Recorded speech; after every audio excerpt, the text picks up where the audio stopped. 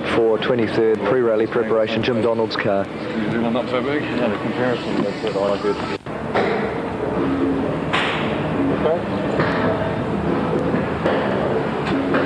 Jim, what's the difference in driving this car from the Escort? Well, the Datsun is a little bit bigger car in size, and it's also a lot heavier. But the main difference is that the engine is turbocharged, and you can see the turbocharged unit there.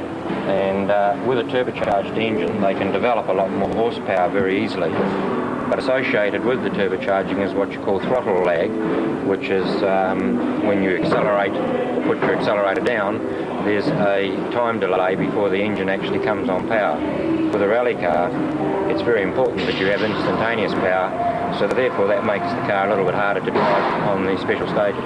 So you've got to anticipate a lot more on this car? Yes, you have to try and put your foot down before you actually get to the corner instead of halfway around it.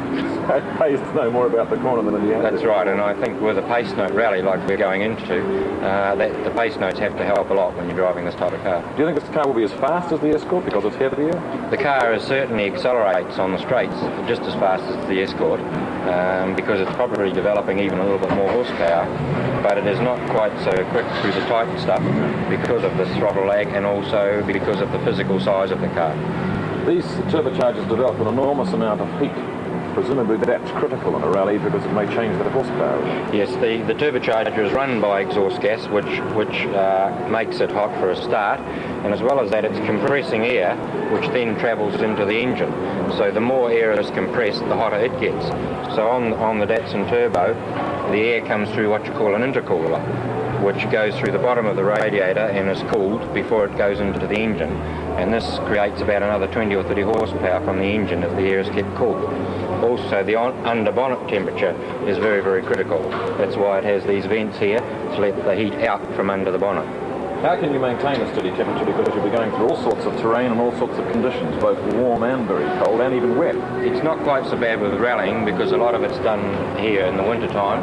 A lot of it's done at night time, so that helps in itself.